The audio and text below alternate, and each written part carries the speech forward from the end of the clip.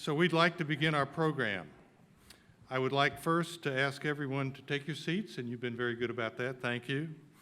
My name is Steve Edds, and I have the privilege of serving as the chair of the ABA Standing Committee on Gavel Awards. Before I introduce the president of the American Bar Association, I would like to briefly offer some special thanks.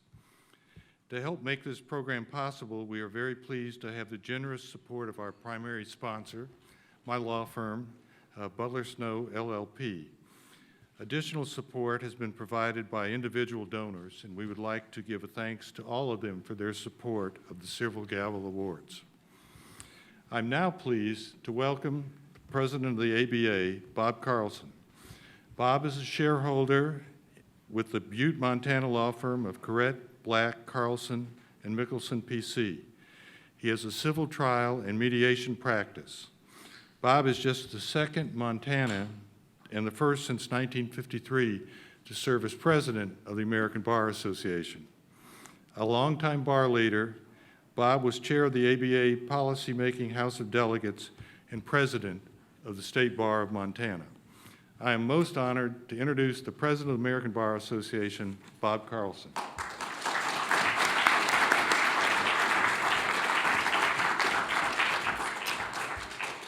Thanks, Steve, and thanks for all your work in leading the committee. The Civil Gavel Awards recognize outstanding efforts in media and the arts to foster the American public's understanding of law. The Silver Gavel Awards are one of our association's most important and enduring annual traditions. This year, we are marking the 62nd annual presentation by the American Bar Association of these prestigious awards. They were first presented in 1958 under the visionary leadership of ABA President Charles Rhine, who also established National Law Day. The Silver Gavels have such a remarkable history. Consider this sampling of notable awardees from years past. From the Silver Gavel's first year, Sidney Lumet's classic jury room drama, 12 Angry Men, starring Henry Fonda as juror number 8. From 1961, the CBS Reports documentary, A Real Case of Murder, People versus Peter Manzeri, reporting by Edward R. Murrow. StoryCorps, founder Dave Eze's Witness to an Execution 2000 radio documentary. 2012's The Central Park Five, by filmmakers Ken Burns, Sarah Burns, and David McMahon. And recognized in 2017, Matthew Desmond's acclaimed book, Evicted, Poverty and Profit in the American City. And finally, last year's PBS Frontline film by Steve James, Abacus, Small Enough to Jail. These are just a few of the many outstanding award winners throughout the history of the Silver Gavel Awards.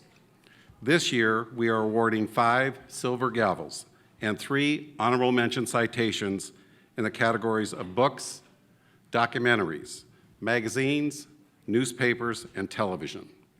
The chair of the ABA Standing Committee on Gavel Awards, who was introduced earlier, Steve Edds, will introduce each of the award winners and highlight the outstanding contributions they have made to foster the American public's understanding of law and justice. Steve, thank you. Thank you, Bob.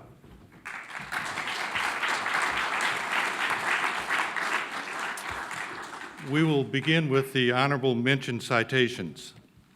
The 2019 Gavel Award honorable mention for documentary goes to RBG. Magnolia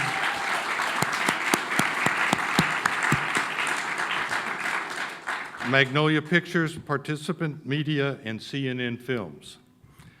RBG is more than just a delightfully entertaining documentary about the life and career of an unlikely pop culture icon, Supreme Court Justice Ruth Bader Ginsburg.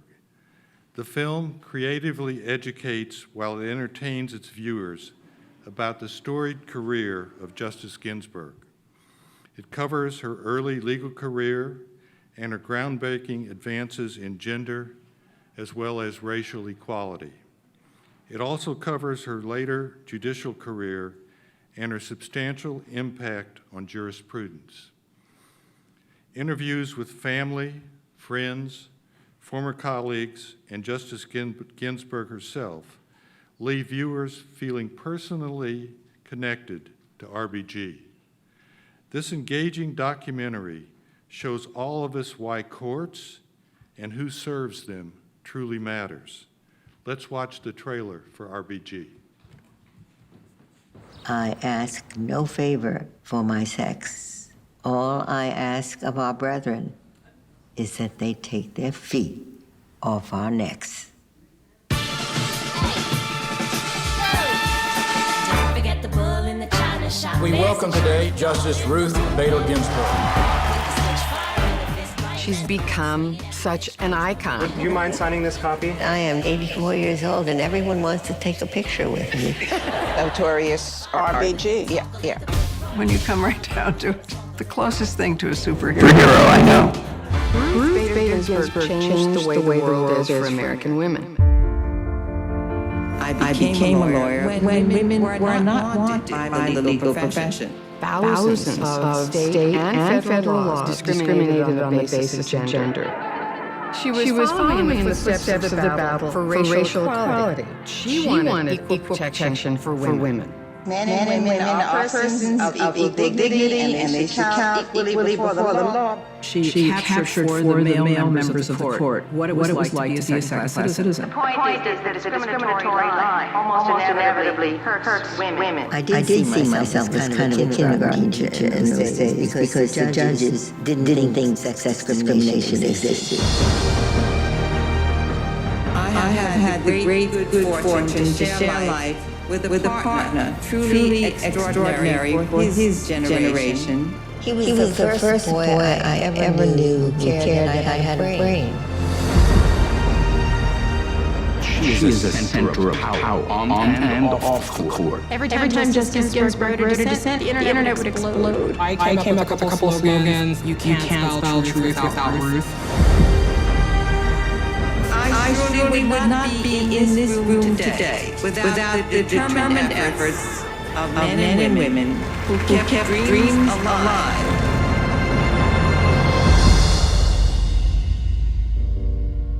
I heard that she does 20 push-ups 3 times a week or something. I mean, we can't even get off the floor. We can't even get down to the floor. That's true.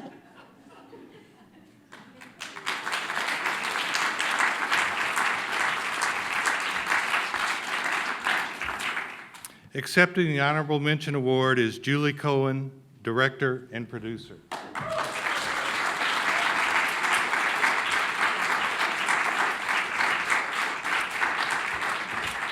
Thank you so much, ABA. I just want to kick off this evening talking about love. The RBG team, I'll tell you some things we love. We certainly love accepting an honor for our documentary. We love watching Justice Ginsburg hold the plank. But what we really love, and I'm feeling this so strongly right now, is the rule of law.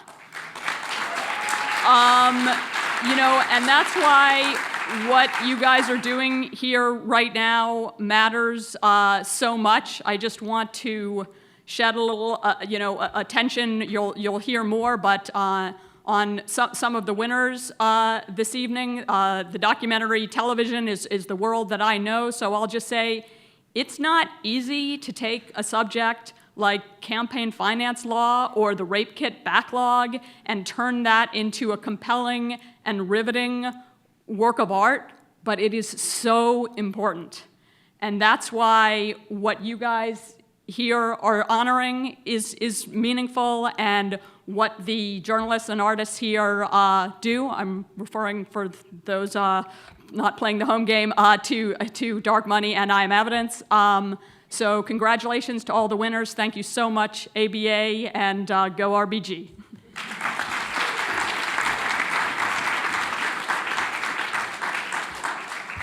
Thank you, Julie. The 2019 Gavel Award Honorable Mention for Books goes to The Schoolhouse Gate Public Education, the Supreme Court, and the Battle for the American Mind, Penguin Random House, and Pantheon Books.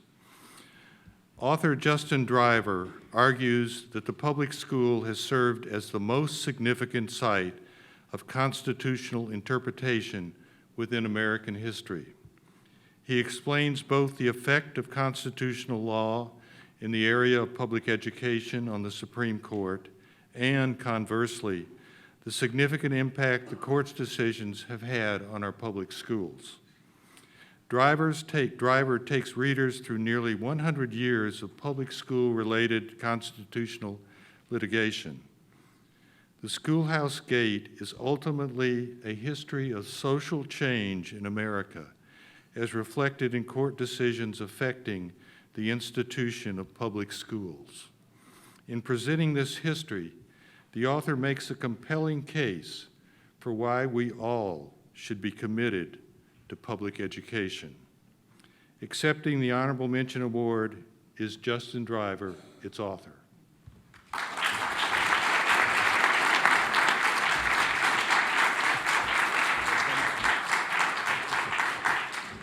So I'm really delighted and honored to be included in this company. I've held the Silver Gavel Awards in high esteem for a very long time now. I'm especially honored to be accepting this award in my hometown of Washington, D.C. I grew up about 5 miles away from here. I grew up in southeast Washington, D.C., east of the Anacostia River. It is an improbable journey that leads me to this lectern today. The book really does date back to my time growing up in D.C. I traveled from southeast to way upper northwest Washington, and the schools are much whiter there and better, and without that journey, I'm quite confident I wouldn't be standing before you today. I learned about Brown versus Board of Education in 1985, and I remember thinking that even though we're 31 years after Brown, that there are many schools that are all black within shouting distance of the Supreme Court. And so this is a long journey for me. I try to render in an accessible way the sort of foundational constitutional decisions. If there's any single issue that I care the most about, it is the issue of corporal punishment, which continues to exist in this great nation of ours. There are something like 18 states where students can be hit for failing to follow instructions. And so if I have any single ambition for my book, it's that it elevates the salience of that issue and invites the Supreme Court of the United States to revisit that and find that hitting public school students violates the cruel and unusual punishment clause. Okay, thank you so much. I'm truly honored.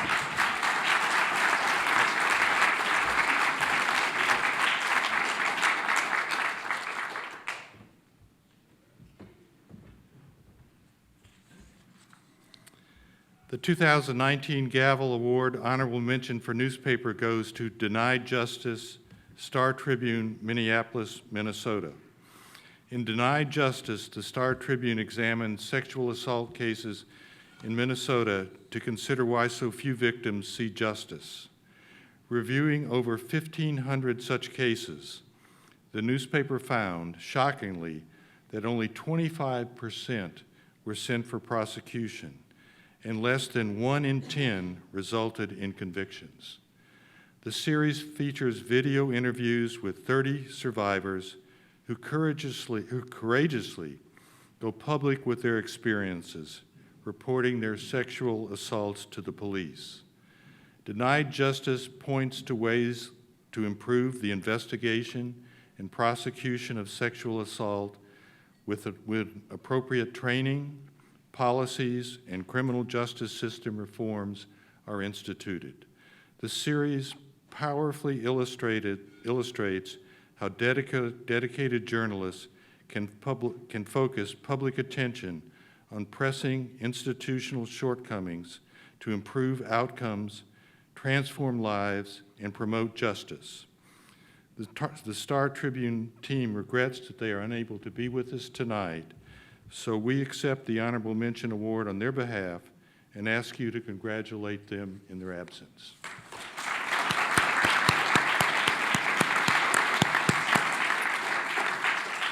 I urge you to read more about their outstanding work in the program booklet that's on your table, and to also visit the ABA website at ambar.org/Gavel Awards for links and more information about them as well as the other awardees this evening. And now for the presentation of the Silver Gavel Awards. The 2019 Silver Gavel Award for Books goes to The Woman's Hour, The Great Fight to Win the Vote, Penguin Random House Viking.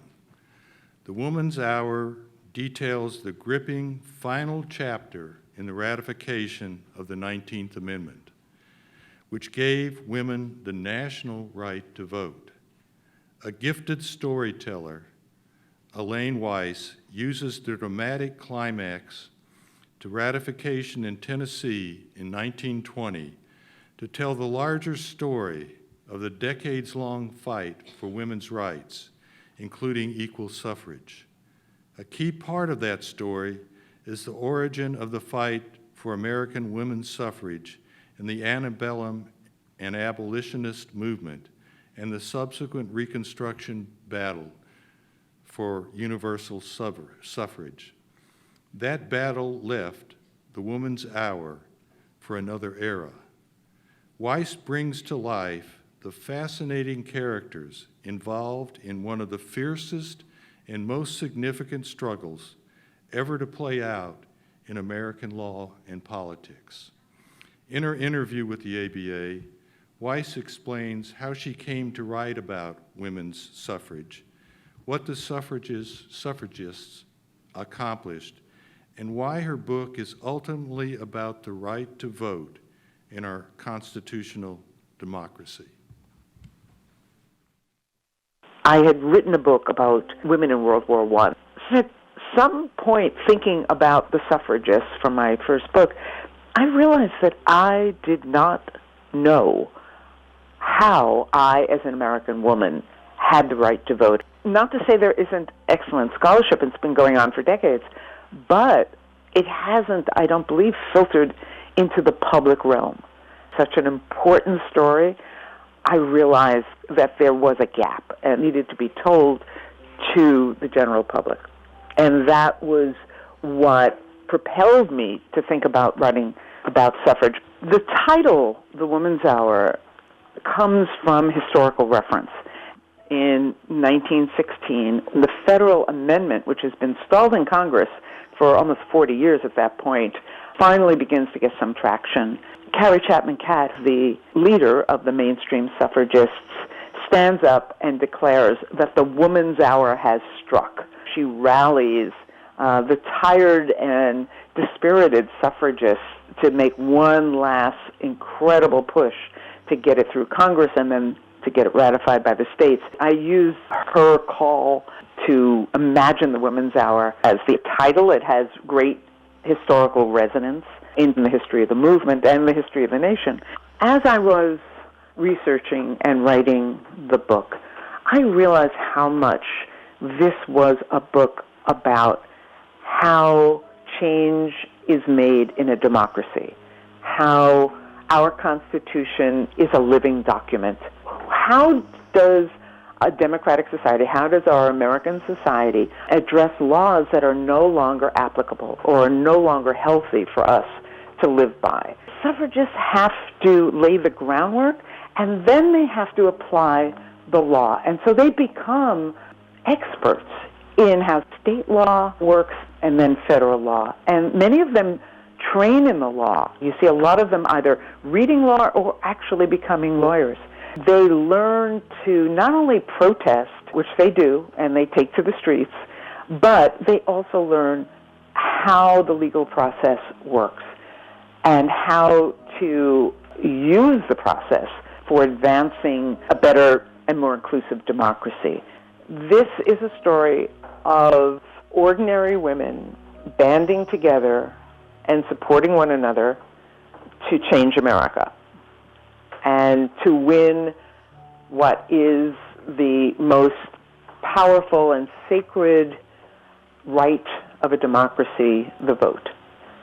And how they did this over 7 decades is an amazing story, and it all comes to a crashing climax in Nashville, Tennessee, in the summer of 1920.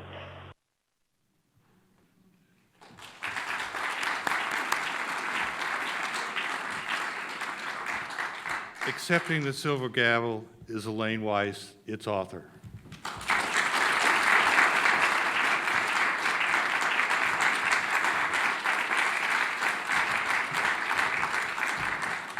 Thank you so much. It's very heavy. I'm delighted and I'm thrilled to accept the Silver Gavel, and I thank the ABA for this great honor. As everyone who will be receiving one of these honors tonight knows, our names may be on the title page or in the byline or on the credit screen, but we could not and did not create these works alone. We have to think and thank our families, our friends, our colleagues who support us, who encourage us, who tolerate us as we monomaniacally delve into these projects for years. So I do want to thank my family, some of whom are here tonight. And I also want to thank two women who are not here tonight, but whose presence is been constant and strong and joyous in the life of my book. And that is my literary agent, Dorian Karchmar, and my editor at Viking, Wendy Wolf. And these two women both believed in the power and the importance of the suffrage story, and they believed in me to tell it. They recognized the relevance of this history and the resonance of its themes, though in truth, when we began this project in 2013, we could not know how timely the story of voting rights and women's rights and women banding together to fight injustice would be today. So finally, I want to thank the modern-day suffragists, the suffrage advocates, the people and the organizations who are still pushing, still working, still fighting to protect every American's right to vote. And from the venerable organizations who have been doing this for more than a century, the NAACP, the ACLU, the League of Women Voters, and they're still on the front lines, and to the more modern voting rights groups like the Brennan Center for Justice, the Lawyers Committee for Civil Rights Under Law, the ABA's own Standing Committee on Election Law, and those working to expand voter participation, which is so vitally important. Let America Vote, Rock the Vote, and in my own city of Baltimore, Baltimore Votes. There are many more, and they're doing great and important work. And I want to just dedicate this gavel to the idea that the right to vote is not a partisan issue. It is the most important vital sign of our democracy. Thank you very much.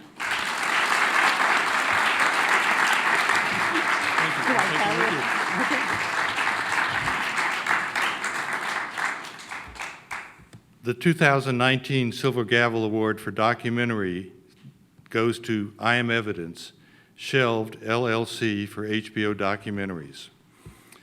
I Am Evidence highlights a national failure, the backlog of hundreds of thousands of rape kits, which have languished unopened and untested throughout the United States. With the advent of DNA testing in criminal justice, rape kits can provide crucial inculpatory and exculpatory evidence. The documentary relates stories of mishandled evidence and disregard for sexual assault as a priority within the criminal justice system. Yet, as its title suggests, I Am Evidence, ultimately shows that victims can indeed become survivors and that behind every rape kit is truly a human being, entitled to dignity and to justice. We first screened the documentary's trailer. Co-directors Trish Adalisic and Gita Godbeer then talk about how the project came about, who Erica is, and what they hope will be the impact of the film. always was told, if someone touches you, you tell, you tell, you tell. They did a rape kit on me. I thought they're just gonna go out in the week and catch them. And right now, my name is on a box, on a shelf, that has never been tested. Really stunning news today about the number of rape cases police have never even tried to solve. I had no clue people stockpiled rape kits. Rape kits. Untested. Never opened, never tested. I was shocked. There was just racks in an abandoned warehouse with windows open and birds flying around. I could understand one city being negligent, but a nation? When you find out that you have thousands of kits, what do you do? We had to bring justice to these victims. The rape kit backlog is the most shocking demonstration of how we regard these crimes. There were rapists who were not caught. And I can't understand what was so unimportant about me. What were you wearing that particular morning? What they see doesn't look like a real victim. Violence against women is a low priority. All of these kits should be tested. There are rape kits that haven't been processed across this nation. And those kits start getting results. Every day we get another 20 to 30 hits. Over 700 identified serial rapists, just in one city, in one county, in one state. Of course we made mistakes. We didn't realize the potential. You can't change or fix what happened to one person. What you can change is what might happen to someone else. When you get that list of names and it just scrolls down and it doesn't stop, this is something where we can't rest. You don't tell me what I can and can't do. And all it takes is focus, dedication, and commitment. The system should be more accountable. I am evidence that this is not just a kit, this is a person.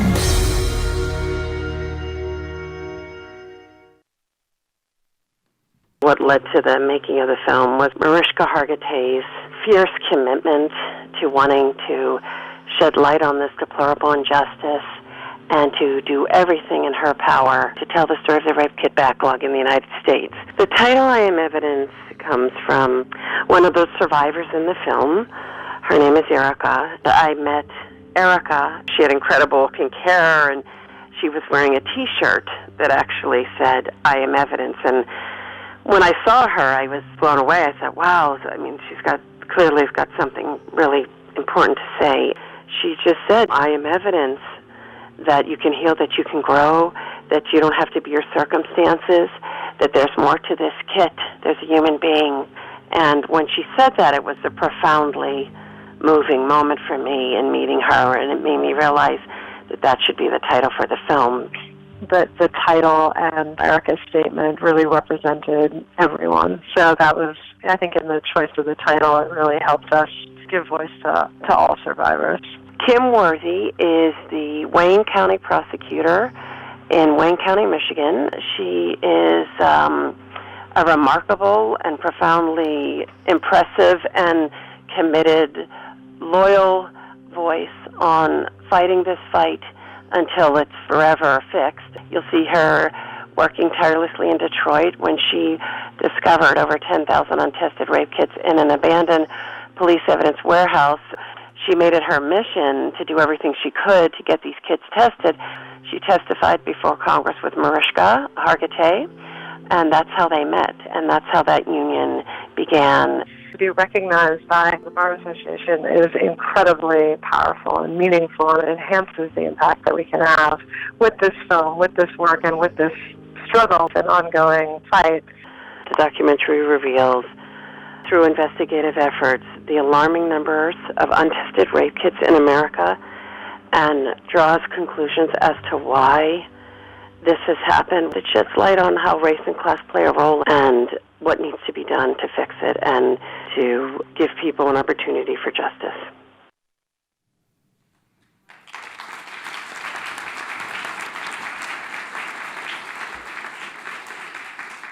Accepting the Silver Gavel Award is Lauren Bromley, Executive Producer.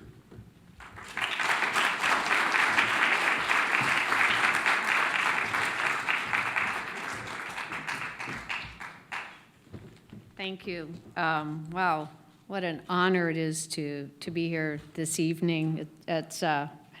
Mariska is, one of her favorite fans is Justice Ginsburg, so it's pretty ironic that I get to be up here and meet the director of RBG.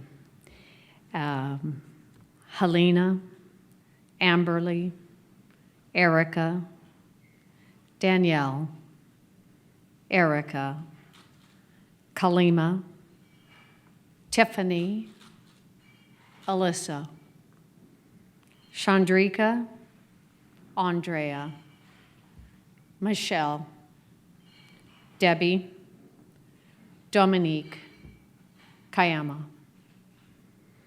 Each one of these 14 women courageously allowed evidence to be collected from their bodies after experiencing horrendous violence, only to have it sit in storage lockers for many years. Some waited 30 years, some waited 10 years, some waited 14 years. Far too long to live in fear of not knowing where their perpetrator was. Assaults might have been prevented if the kits were tested in a timely manner.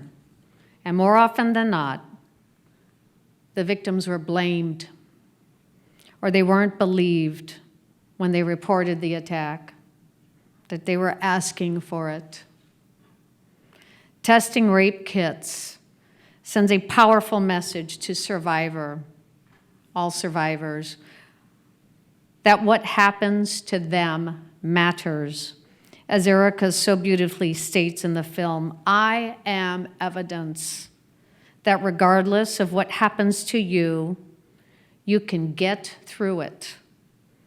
You can move past it. You can grow and you can change for the better. I am evidence that there is more to that than just a box. There is a human being in the box. It is not just a rape kit. That box is a person.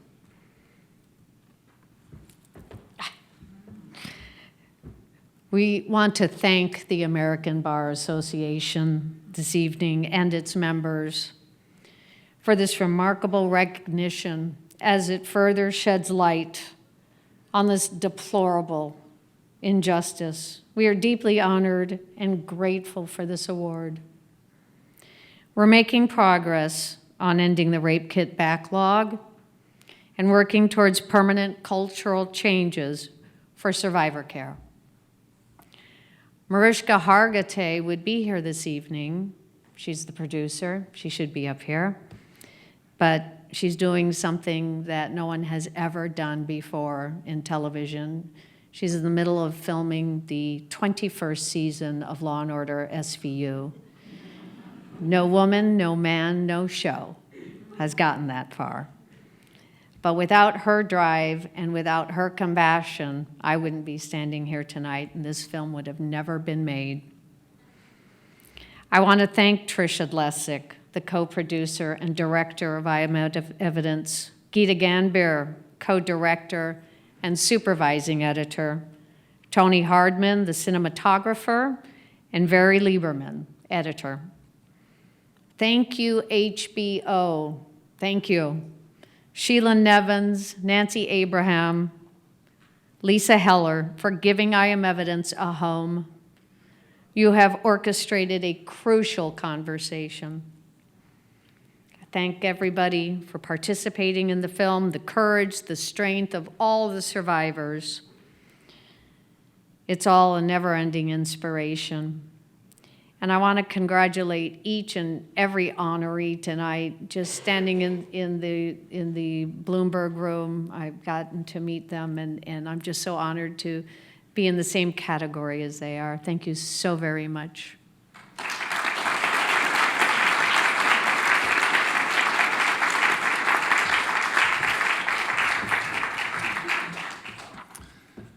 The 2019 Silver Gavel Award for Magazines goes to Sign Here to Lose Everything, Bloomberg. In Sign Here to Lose Everything, Bloomberg scrutinizes the merchant cash advance industry, which is prospered without meaningful oversight on the backs of desperately struggling borrowers. The series explains how crafty lenders have weaponized an archaic legal mechanism, confessions of judgment, into an unsaleable waiver of rights. The reporters documented both how regulators responded, including a state attorney general's investigations and review of the city marshal system by the New York mayor's office, and how they didn't. As more work needs to be done to address predatory cash advances, this series is a must-read for consumers, lawyers, and policymakers. Bloomberg reporter Zach Miter discusses his collaboration with colleague Zeke Fox, why the use and abuse of confessions of judgment raise serious due process concerns, and what has been the result of their investigations. I sit right next to Zeke Fox. Zeke is an expert on the shady side of Wall Street. And for years, he's been hearing about the cash advance business. That's been the latest way to make a quick buck. Last summer, one of his sources forwarded him a court document from a dispute between a cash advance lender and a borrower. And this case hinged on the confession of judgment, which is this legal instrument that neither Zeke nor I had ever heard of before. And it struck us as really bizarre that a lender could essentially win a court case in advance before there was even any dispute, and then use the confession to go after somebody and take their money. So we started poking into it a little bit and found out that this one case that we'd heard about wasn't a one-off. It was actually part of a massive surge of cases. A confession of judgment is an ancient legal instrument. It goes back at least to the Middle Ages. Antonio in Merchant of Venice says that he confesses the bond. It's mentioned in Dickens and Pickwick Papers. The merchant cash advance industry uses a particularly aggressive form of a confession where the lender obtains a confession of judgment for a debt prior to ever there even being a loan. The concern about confessions of judgment from a due process perspective is that in many cases these confessions are being filed in court with no process to determine whether the allegations made by the lender are accurate. The series, Sign Here to Lose Everything, has led to government action on a number of levels. Some county clerks just stopped processing confessions of judgment. New York legislators have submitted bills that would effectively halt their use. Federal lawmakers have proposed nationwide bans on confessions of judgment. Our series describes a legal system by which predatory lenders are crushing small businesses all across America, not by doing something illegal, but by using the law and using the court system as a weapon. What's most amazing about it to us is the way the court officials and the New York City government and city marshals are allowing it to happen, and in many cases actually participating and profiting from this unfair system.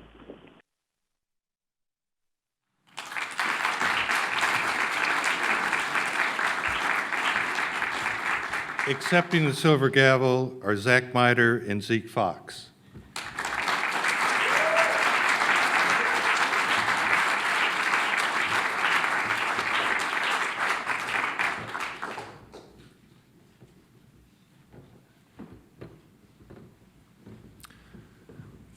Thanks, ABA, and I want to thank the many people at Bloomberg News and Business Week who made it happen. There's a lot of them.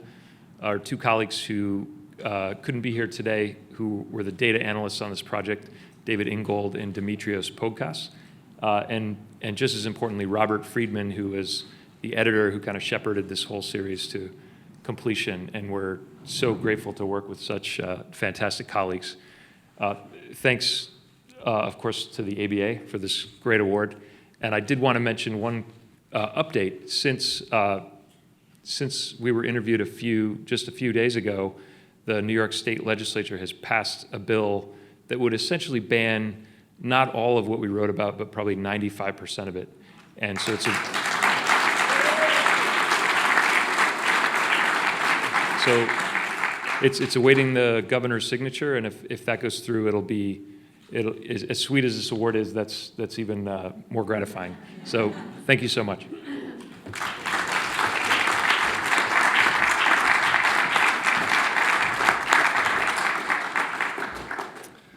The 2019 Silver Gavel Award for newspapers goes to Protecting the Shield, Asbury Park Press.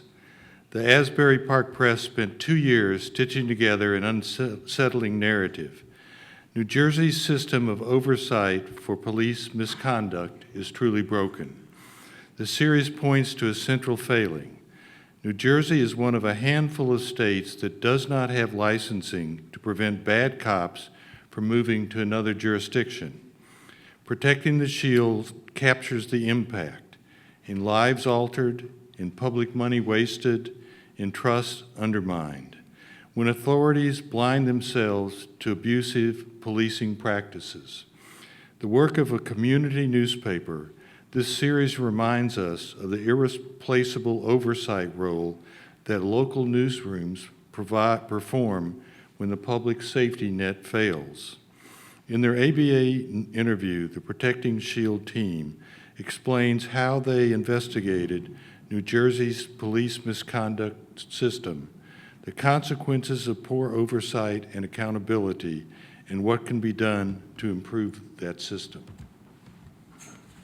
Protecting the Shield is a comprehensive explanation and investigation of the things that were going wrong in New Jersey that allowed terrible things to happen to innocent people. We spoke to policing sources and experts at every level, from officers to chiefs to prosecutors, academic sources, and even demanded from the Attorney General himself answers as to why these things were being allowed to happen. The series really shows the public how easy it is for officers who are engaging in misconduct or lying or cover-ups to get away with it. There are a lot of good departments in New Jersey, and I think there are a lot of departments that still need reform, obviously. Our work really shows how much the public could be impacted by these bad policies and by this police culture. Help a brother out. Words are one part of the story, but making sure the videos connect with the readers, that was a real key part of it. We had one video, a horrific video, showing a man on fire after a car accident, literally being kicked in the face by police officers and then stomped on and then dragged away. Miguel Flees was an average guy. He's a father driving home after a long day of work. He was run off the road by a suspect fleeing police. His car struck a utility pole and caught fire. He struggles to free himself from the burning car, and he is rolling on the ground, struggling to extinguish his burning clothing and flesh. He sees police officers approaching, and he expects help from them, but instead they strike him. I think he put it really well, that there are a lot of good police officers out there, just that some are not. We had a line in the story that said, injury, suit, settlement, silence, repeat. And that really encapsulated the whole system, and we wanted to bring that forward to the public, how this is costing tens of millions of dollars and lots of lives in the state. And we also showed how a system could be improved. Our 5-member team spent hundreds of hours over 2 years collecting and analyzing more than 30,000 pages of court records, secret settlement documents, interviewing a host of subjects, shooting videos, and writing the reports. We really went to great lengths to uncover one of the greatest secrets in New Jersey, which is police bad behavior and the system that protects bad cops and keeps them on the street.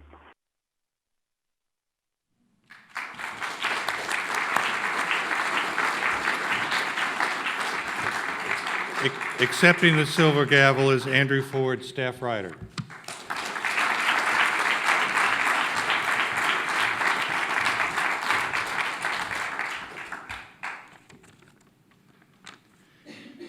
Thank you very much for this award. It's an honor to accept this on behalf of our team.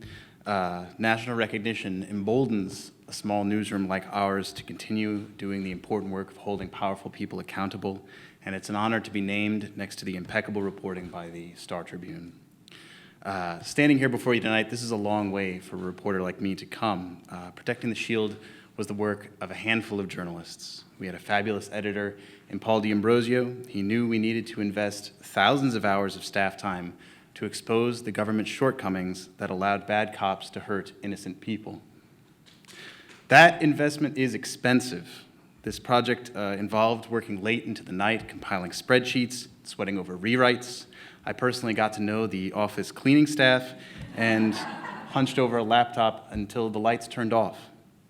So it's a great pleasure to be standing here now in front of this esteemed audience, and I'm very excited for the dinner to follow, generously being provided by the American Bar Association. I am quite literally a hungry young reporter.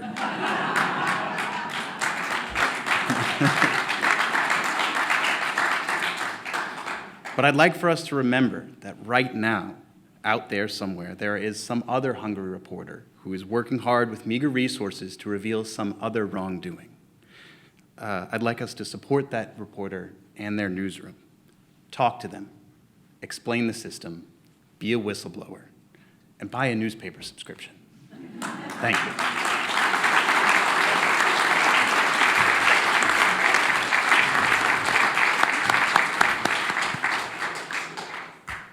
The 2019 Silver Gavel Award for Television goes to Dark Money, American Documentary POV and PBS Distribution, Big Sky Film Productions, with Big Mouth Productions and Meerkat Media Collective. Dark Money focuses on Montana to probe the troubling influence of unlimited campaign contributions from undisclosed corporate and individual donors. And that's not Bob. Why Montana? As viewers learn, the state has long been at the forefront of campaign finance reform and recognition of undue influence money can have on politics.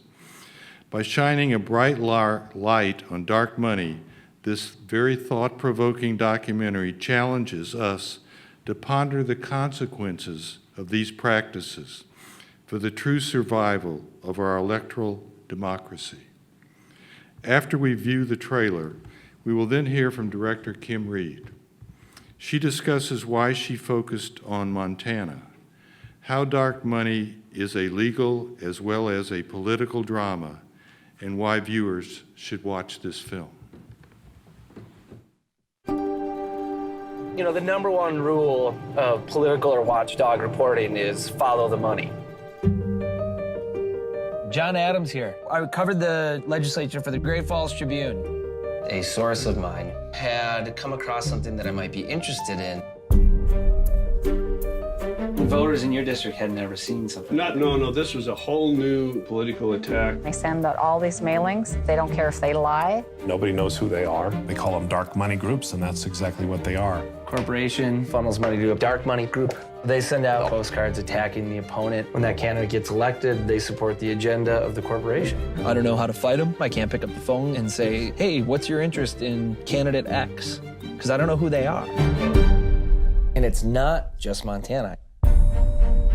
Campaign finance is the gateway to every other issue that you might care about. Americans are barraged by these political advertisements that are funded by who knows whom. We don't even know if they're domestic. Politics is just child's play to business. They know how to manipulate the system. You can buy the politicians, you can buy the judges. When I first got to the FEC, I thought that we would work together on issues such as disclosure. If A fails 3-3, Oceans fails 3-3, that fails 3-3. The FEC will not enforce the law.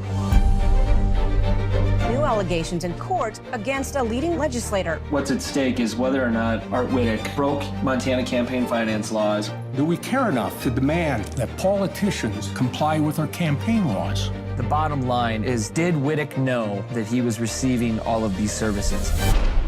I'm going to call it like I see it. This man cheated. The people who want to keep dark money have a real problem. The public does not agree with them. They want a government that works for them. It doesn't work for special interests, doesn't work for political parties, it works for them. This is scary stuff, but I think this is the proving ground now for the American experiment. I grew up in Montana, and even though I live in New York City right now, I still stay very connected to my home state, my family that still lives there. And when I saw that there was a story developing in my home state that would allow me to tell this really complex story of how money in politics works, I latched onto that. what we saw happening in Montana in a really big way in 2012, where more money per capita and more television ads were run in Montana than in any other state. And a lot of that money was anonymous money, was dark money, and we had no idea who was behind these big, huge ad spends. You're talking about a system that is based on intentional obfuscation. So it's hard to tell that story. But when I connected with the investigative reporter John Adams, what I saw as a storyteller was a device the audience could dig into this obfuscated realm and uncover it along with the investigative reporter. It's something I think that ultimately let us tell a much bigger story than would have been possible if we didn't have a pathway through that complicated landscape. The making of this film, I have become a huge watcher of the courts and of legal procedure.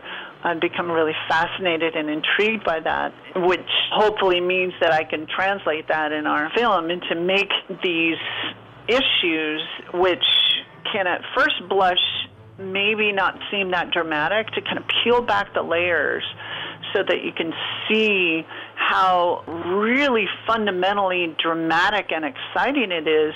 For example, for Steve Bullock as the Attorney General in Montana to go to the U.S. Supreme Court and try to defend a law that's 100 years old. I mean, that was a really exciting journey that he took. And you can also find it at the end of our film in this dramatic courtroom trial. Dark Money is about how money influences politics, especially secret money in politics. And it's probably describing something that you already know at a gut level, that corporations and super rich people are influencing politicians with their money. I mean, we all kind of know how that goes on. We all know that the dots are there. But I think what our film does is really connect all of those dots and show you exactly how that system of anonymous money in politics works. But I think the main reason you should watch the film is it's just a really good mystery that unwinds in front of your eyes.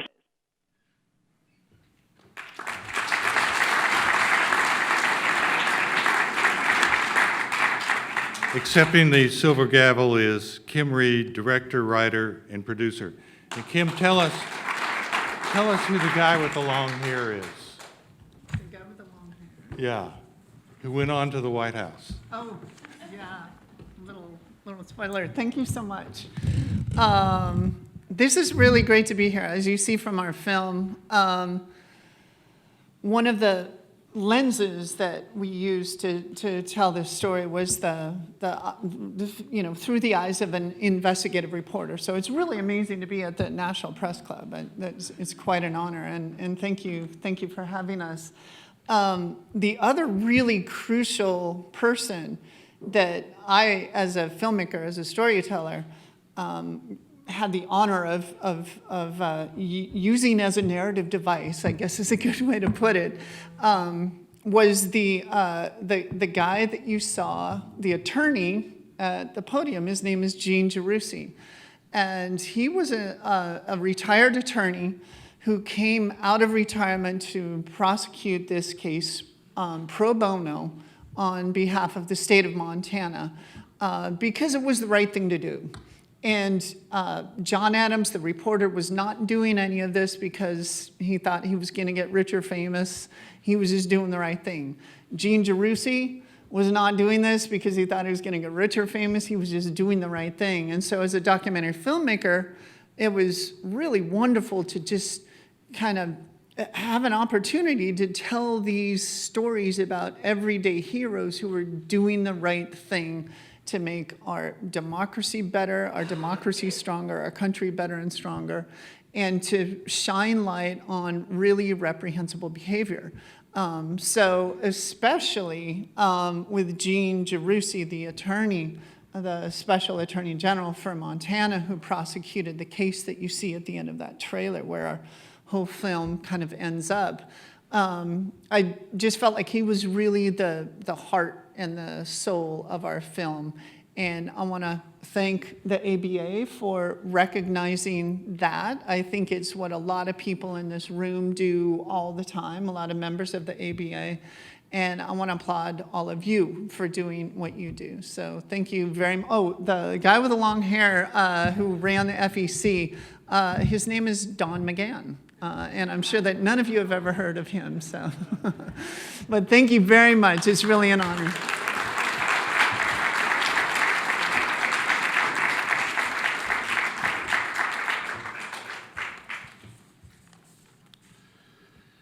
Thanks, Steve, for your help in presenting the 2019 Silver Gavel Awards and for your outstanding leadership as chair of the Standing Committee on Gavel Awards during the past 3 years. I would like to add my personal congratulations to our honorees and my appreciation for all that they have done to advance public understanding of the law. I would also like to thank the 18 members of the Standing Committee on Gavel Awards and the 48 members of its screening committee for their dedication in judging the entries.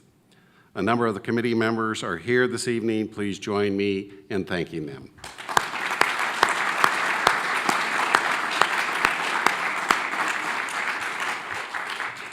And I also want to thank the tremendous staff from public education at the ABA for all the work that they do in shepherding not only this project, but all the many other projects to bring public education about the law,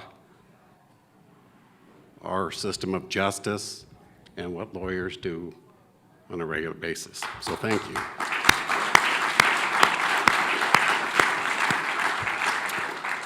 And I am now delighted to introduce our featured speaker, who you heard for briefly before, Elaine Weiss.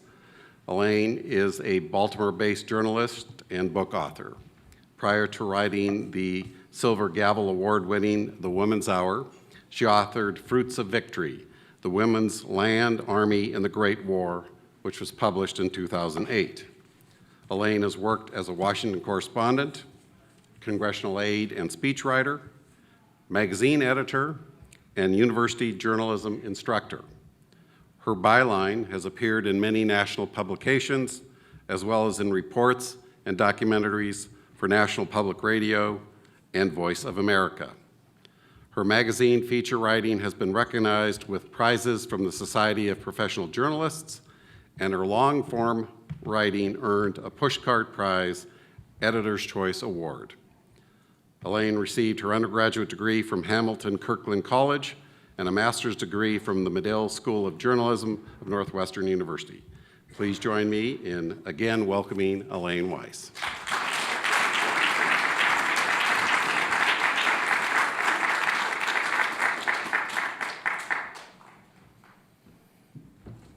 Thank you so much. Hello again. Well, I actually, many years ago, had an office in this building. It was not as pretty as it is now. I'd like to begin by saluting my fellow award winners tonight for their own brilliant work in their own fields. I think our very different creations do share a common purpose: to explore the interplay of law and life. We're often reporting from the dangerous intersections where politics collides with justice. And we've seen several instances that above us on the screen today. We're probing the places where our body of laws or our system of justice is broken. And sometimes we're able to discover heroic efforts to mend those fractures, and we've seen examples of that too.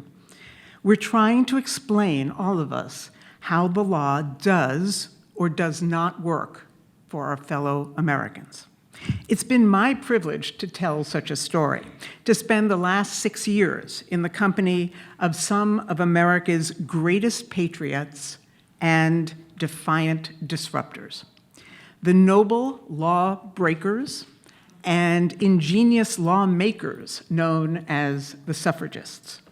The 3 generations of grassroots activists who challenged legal traditions and societal norms, who risked all to change the law of the land. They worked for 7 decades in more than 900 campaigns to repair a deficit in the US Constitution, something the Founding Fathers purposefully omitted: the right of women to vote. The suffragists were not always well received, to put it mildly. They often faced contempt and ridicule in their communities, in their churches, and in the press. They were pelted with rotten eggs and spoiled vegetables. They were attacked by mobs of angry boys and men, right here on Pennsylvania Avenue, by the way. They were denounced as radicals, perverts, traitors, anarchists, bad wives and mothers, of course, even Bolsheviks. They were arrested and imprisoned, shackled to the wall, force-fed with tubes rammed down their noses. Nevertheless, they persisted. Their tool and their weapon was the law. Elizabeth Cady Stanton was the movement's founding legal philosopher. She's probably one of the few names we think of when we think of women's suffrage. She was a judge's daughter. She grew up steeped in the language and the concepts of the law. And as a girl, she would sit in the back of her father's chambers in Johnstown, New York, and listen to her father counsel local citizens on legal matters. Elizabeth noticed that many women came to seek Judge Cady's advice about abusive husbands, about financial hardships, about the danger of losing their children if they left the marriage.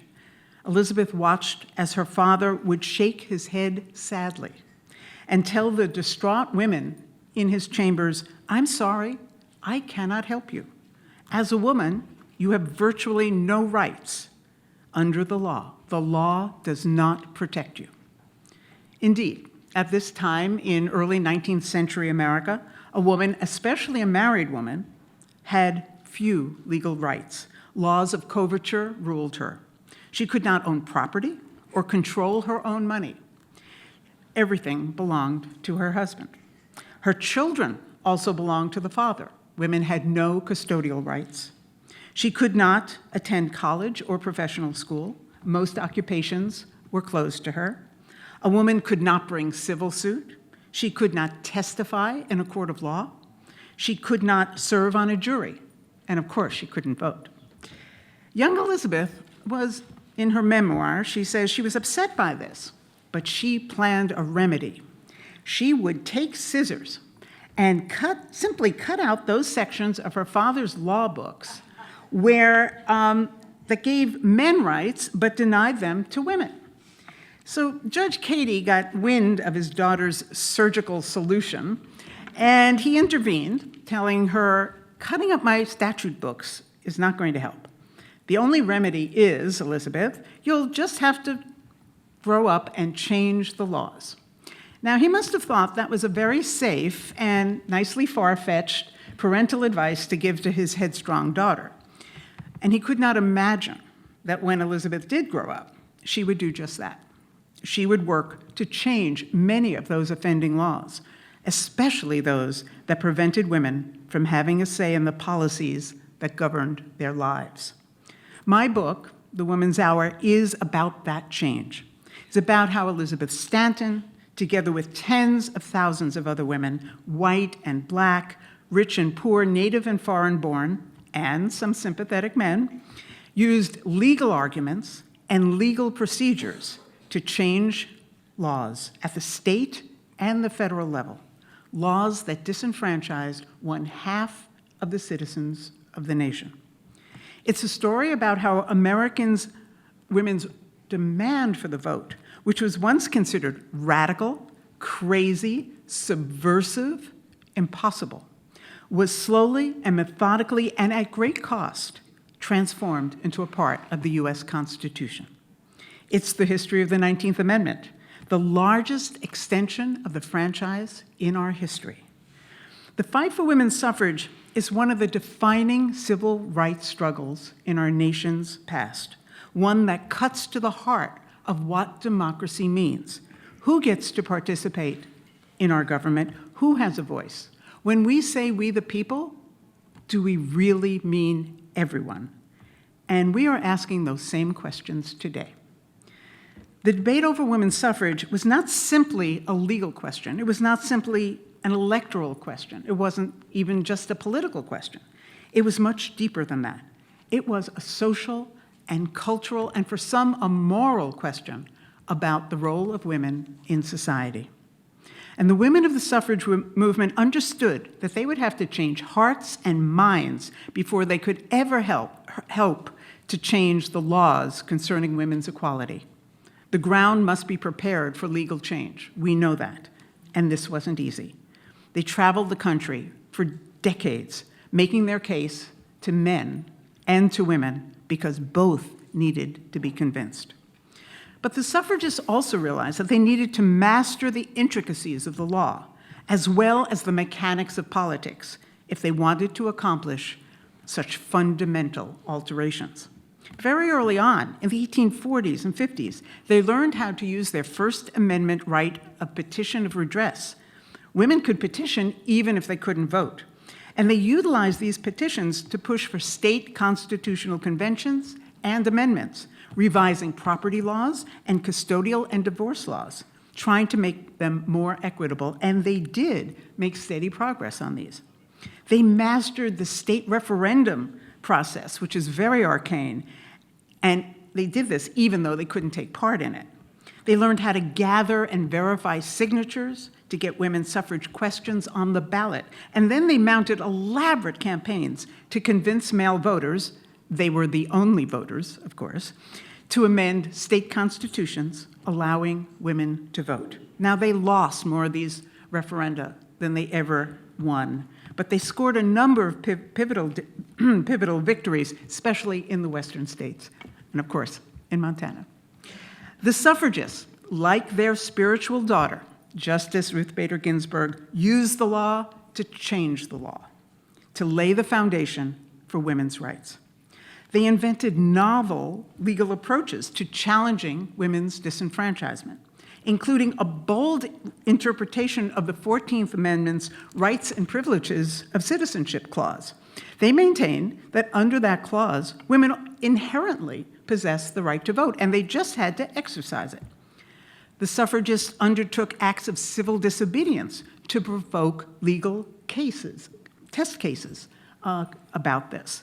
And in one of the most famous, more than 150 women, including Susan B. Anthony and Sojourner Truth, attempted to vote in the 1872 presidential election. Susan Anthony was arrested, tried, and convicted of illegal voting in a federal election. Anthony seized the opportunity to present her arguments to the public in more than 50 public lectures, posing the question, is it a crime for a U.S. citizen to vote? And I think we're asking that question today, too.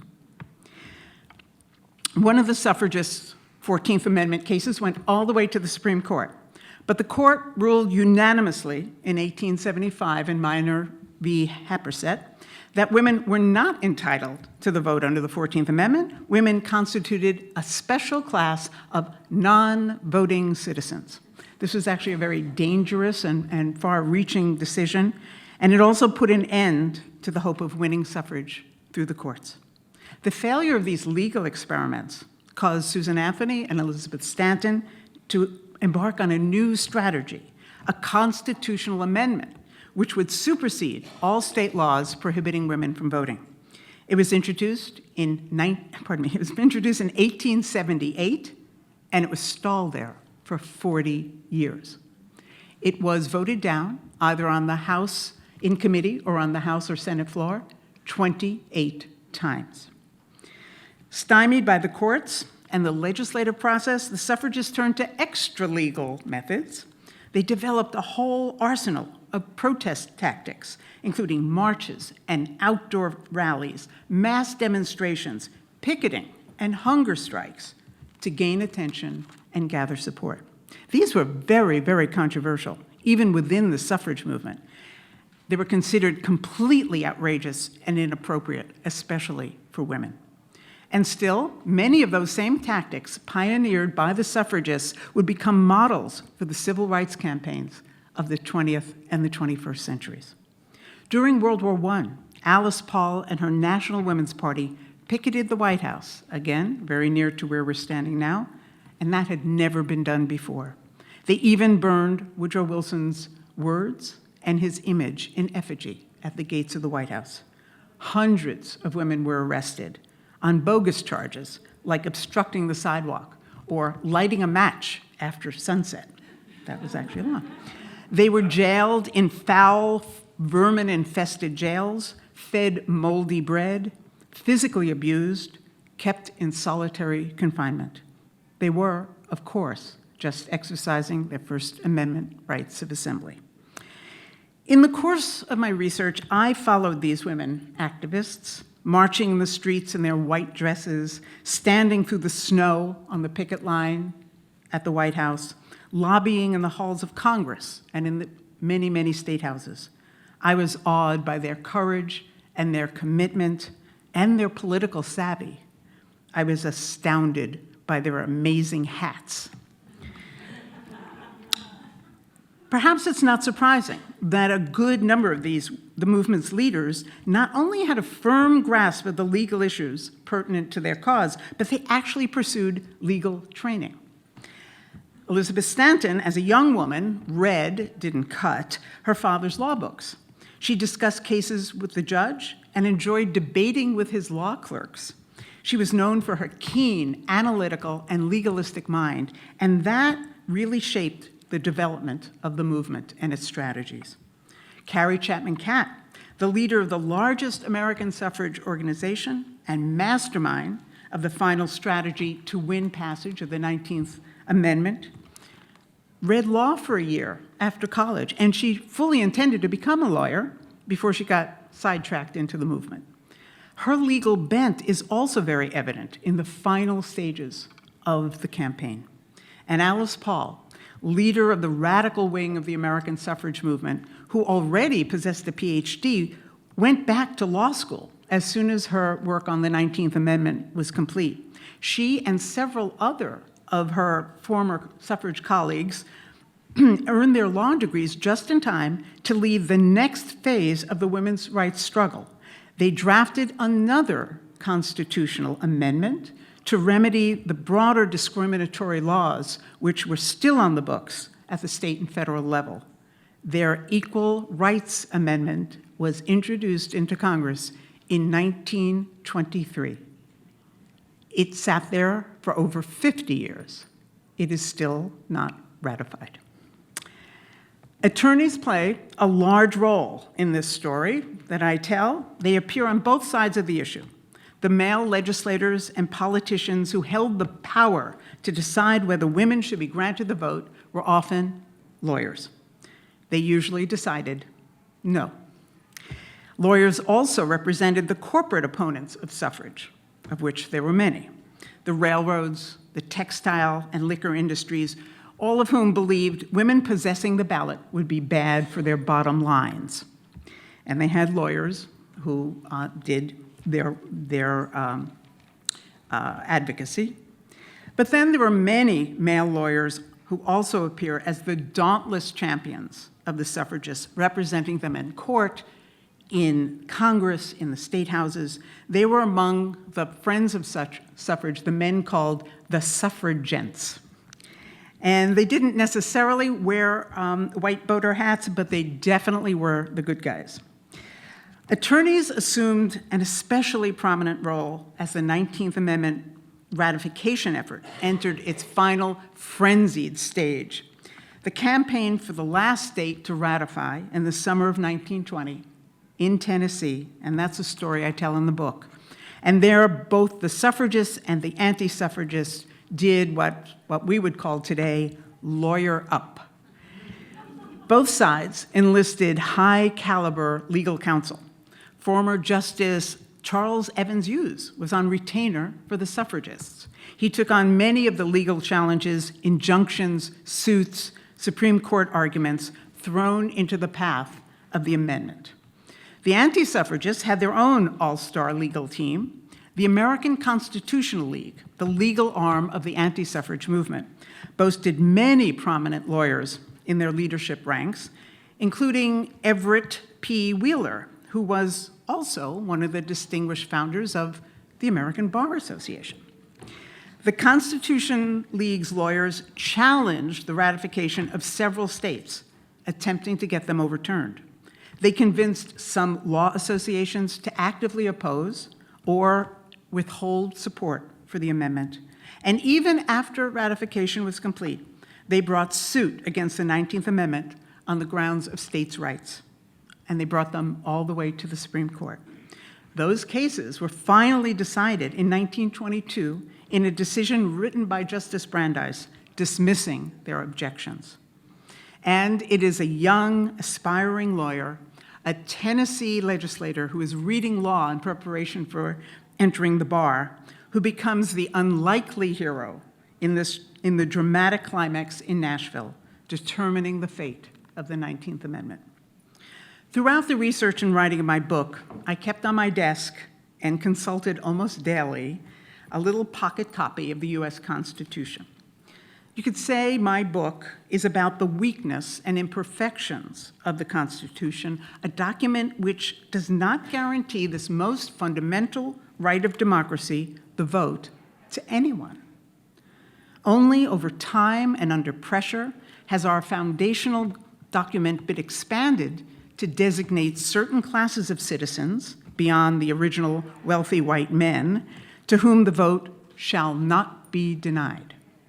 But the story I tell can also be considered a tribute to the Constitution as a living document, one that can be amended, can be improved, can be revised to meet modern needs, if there is a political will to do so.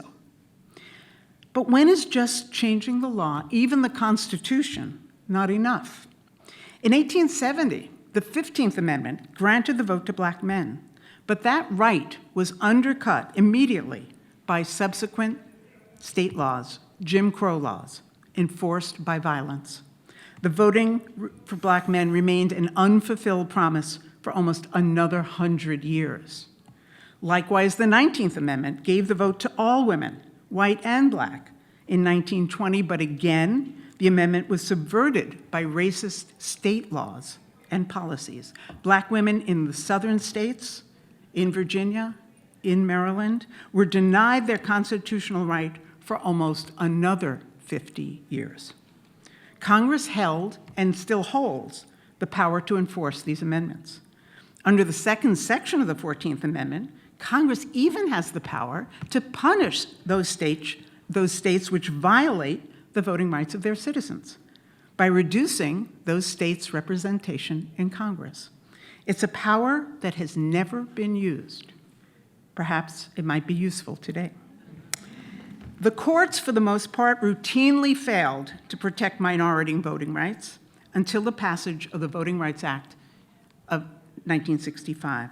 And now some of those legal protections are in jeopardy again. We face a new voting rights crisis today, as essential elements of the VRA have been gutted by recent Supreme Court decisions. We see an alarming number of states enact laws restricting access to the polls for targeted voters. These are cynical maneuvers for partisan gain. Is this a flaw or just a natural tension in the design of our federalist structure? Is this a failure of our legal system, or is it a failure of our national will? I would submit that it's not enough to just change the law, even the Constitution. We must uphold the beneficial intent of those changes, make sure they're being implemented properly. It's the responsibility of the legal community to sustain and advance those protections, and for the most part, you really are. But it's also our responsibility as a nation to insist loudly, unequivocally, that the right to vote be protected for all citizens in every state. We cannot sit passively by as these protections are dismantled before our eyes. The story I tell in the Women's Hour is an exciting and an inspiring tale, but it also raises some larger, more disturbing questions about our nation's ambivalence towards true democracy, about our true commitment to extending and defending this most sacred right of democracy, the vote. Universal suffrage remains still aspirational. And it also asks the question about our tendency to make moral and legal compromise for political gain. The suffragists certainly made those compromises. Once white women won the vote in 1920, they were, for the most part, unwilling to go back into the trenches to secure the vote for their black sisters, or their Native American sisters, or their Asian sisters, who also were denied the vote. Let's not repeat that failing. There are important lessons to be learned from the fight for women's suffrage, that social change is slow and legal change is hard, that the struggle to expand our democracy is ongoing. It was not completed in 1920. It's not over today. The legal profession is critical to the fight for a better, more inclusive democracy. Lawyers are again on the barricades, fending off efforts at voter suppression and voter denial, working to restore voting rights to millions of citizens re-entering society, trying to protect the integrity of the electoral process. As we approach the centennial anniversary of the 19th Amendment, there will be many celebrations. And I'm pleased to see the ABA's plans to commemorate the 19th in very exciting ways in education and outreach. But I believe the most meaningful way to celebrate this civil rights milestone of our nation is to rededicate ourselves to guaranteeing every citizen is able to vote without barriers, without difficulty, without fear. It's our job as journalists, as historians, as documentarians, as chroniclers of our society to watch, to warn, and to keep asking the tough questions about the health of our democracy. Thank you very much. Thank you. Thank you.